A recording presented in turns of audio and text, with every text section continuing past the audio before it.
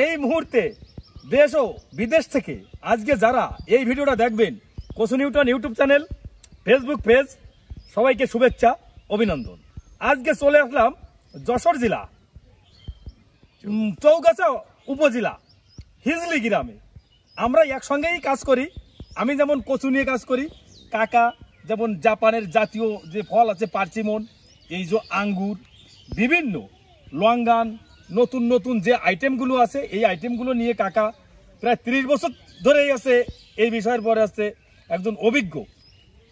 আমি তার ছেলের সমতুল্য। আসলে আজকে চলে আসলাম তার যে নতুন একটা আঙ্গুরের বাগান করেছে সেই বাগানে। কাকা আপনি ভালো আছেন? আলহামদুলিল্লাহ, আপনি কেমন আছেন? আমি অত্যন্ত ভালো আছি। সেই খুলনা থেকে ছুটে আসলাম। আপনার যে এই যে আঙ্গুর, এটা কি জাতের আঙ্গুর? এটা বাইকুনুর। বাইকুনুর। আচ্ছা, এই বাইকুনুর আঙ্গুরটা কি বাংলাদেশে চাষ করা কি উপযোগী?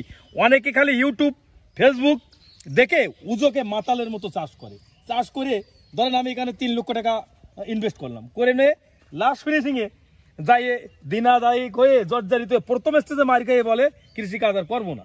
তা আসলে কি এটা আমাদের আদৌ বাংলাদেশে কি এটা বাইকুন ব্যবসায়িক একটা জাত কিনা?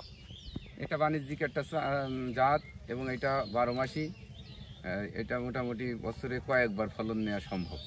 আসলে একটা জিনিস দেখতেছি, এই বন্ধুরা এখানে এই ফল পা কাটছে, আর এই কাকার মাথার পরে এই একটা থল, এই যে এই আবার এই যে নতুন করে এই আবার হচ্ছে, মানে 12 মাসে এই ফলটা এইভাবে হয়। আমি প্রথম লাগানো থেকে কয়েকবার পাইছি। আর এত এই যে ব্যাগ ঝুলাইছেন কি জন্য?